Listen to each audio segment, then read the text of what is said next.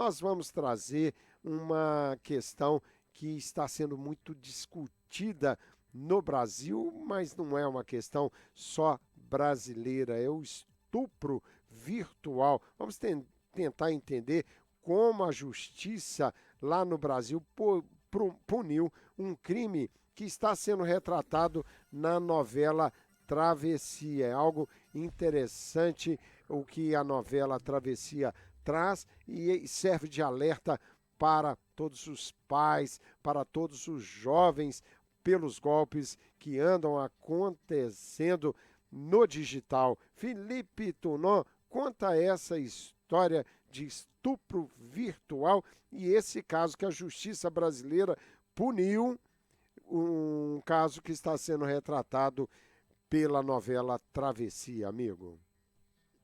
Então, Rogério, essa questão social das novelas, né, mostram agora nessa trama aí da Glória Pérez, uma menina, né, que é chantageada na internet, né? Primeiro ela foi enganada por um internauta ali para enviar fotos dela nua, só que aí depois essa pessoa, né, pede para a personagem enviar vídeos, né? E então ele começa a ameaçá-la. Se ela não mandar os vídeos, ele vai expor as fotos dela na internet. Isso acontece, ela acaba mandando os vídeos, enfim, isso é a ficção, mas é um retrato da realidade. O Brasil, Rogério, embora seja considerado atrasado nessa questão da segurança virtual, né, vide aí a discussão sobre a disseminação de discurso de ódio nas redes, né, que pode ter contribuído também para os recentes ataques às escolas, por exemplo, né, tudo isso começou ali na internet, a justiça brasileira já prevê a figura do estupro virtual. Por quê? Desde 2015, Rogério, quando foi revisto o artigo 213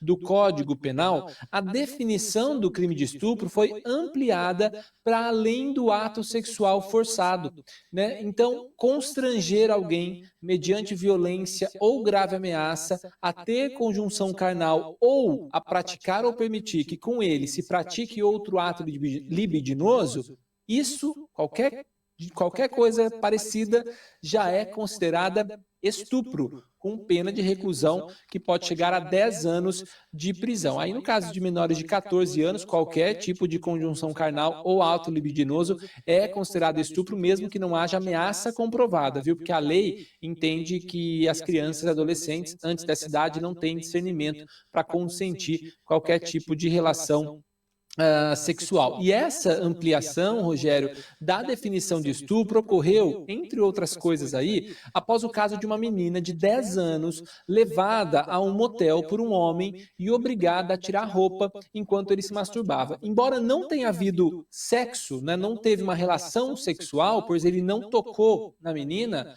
o Supremo Tribunal de Justiça considerou que a jovem foi estuprada, né? Então, o entendimento foi de que o contato físico não era mandatório para configurar o crime. Ou seja, Rogério, isso também, essa jurisprudência também se aplica a esse estupro virtual. Qualquer pessoa que se sinta coagida nas redes sociais por uma pessoa, e muitas vezes essas pessoas enganam, né, com outras identidades, né, mentem a identidade, né, isso também pode se configurar crime. Isso é uma coisa muito nova, Rogério, né? Tudo que a gente fala da internet é tudo muito novo, só que isso está gerando, né, um momento novo, né, para ações, né, que podem sim se transformar em crimes graves, como essa questão do estupro, né? Muita gente achando aí que tá na internet, né, não tem contato físico, né? Então não é considerado estupro, muito pelo contrário, a lei brasileira já prevê então, né, que esta relação sexual, entre aspas, não há contato físico, mas há, de certa forma, constrangimento e há, e muitas vezes na internet, ameaças. Então, Rogério, existe sim essa possibilidade, né, de a pessoa ser punida, né? E teve outros casos também no Brasil em que o abusador foi condenado a 12 anos de prisão, né, por conta também de assédio contra crianças, né, adolescentes na internet. Há casos já, Rogério, no Brasil, isso, né, juridicamente a gente fala que já há jurisprudência, ou seja, muitas leis, ou melhor, muitas decisões poderão ser dadas judicialmente baseadas aí nessa jurisprudência já criada em casos passados. Estamos falando aí desse estupro virtual, Rogério. Pois é, e é importante que o Brasil está tentando agir até com uma rapidez surpreendente em relação a modificações nas leis no Brasil que são mais lentas, são mais difíceis se compararmos aqui nos Estados Unidos. Casos igual essa criança de 10 anos, aqui o processo é mais rápido e se toma uma posição mais rápida. Acho que o Brasil dá um bom exemplo em relação a isso. Inclusive, Felipe Tonon, hoje o Flávio Dino, ministro da Justiça, discutiu no Congresso Brasileiro a questão da segurança nas escolas brasileiras e a influência do mundo digital nas escolas, o que tem acontecido em relação à influência com os alunos das escolas brasileiras. Eu gostei dessa discussão, isso tem que realmente a sociedade discutir e temos que caminhar para a regulação das redes digitais. É um caminho sem volta. O Brasil, se possível, que saia na frente em relação a isso, mas é evidente o prejuízo de uma população jovem como nós temos no Brasil e os reflexos disso têm sido sentidos na família, né, meu querido Felipe Tonon?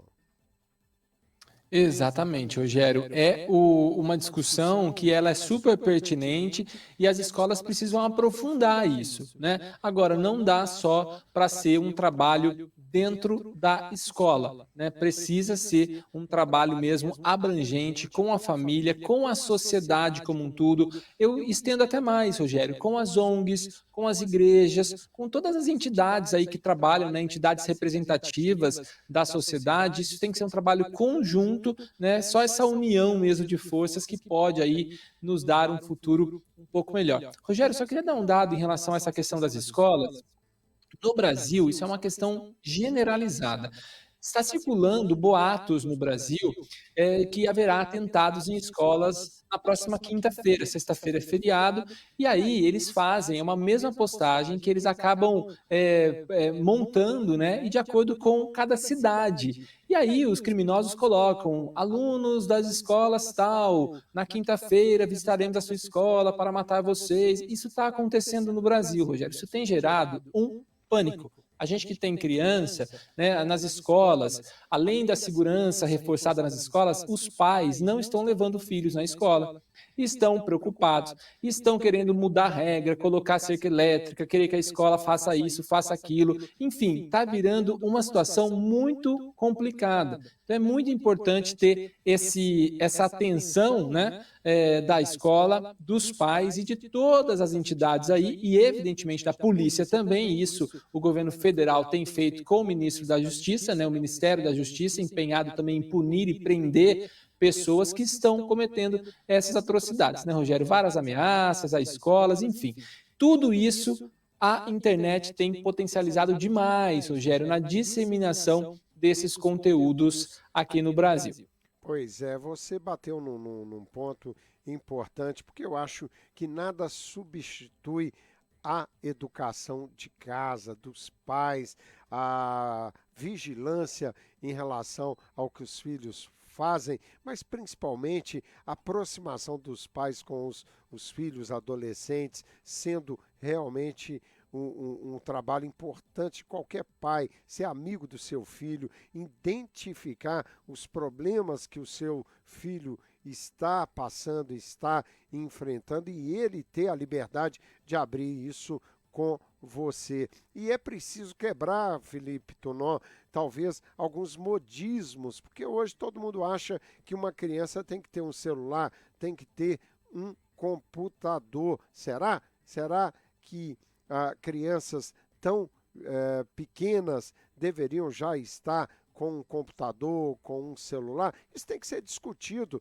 Não é porque é moda, todo mundo tem, que você tem que inserir isso dentro da sua casa. A discussão eu acho que é válida, é importante, inclusive, determinar quando que você acha que o seu filho está preparado para passar, a partir daí, poder portar um celular, um tablet, por aí vai. Essa discussão é muito familiar, tem que ser familiar e ainda bem que é. porque isso dá chance aos pais a fazerem realmente a sua função mais importante, que é educar os filhos. Felipe Tonon, você volta daqui a pouquinho, nós temos muitas notícias, mas é sempre bom fazer esse debate com você. Aguenta aí, daqui a pouco Felipe Tonon estará aqui de volta.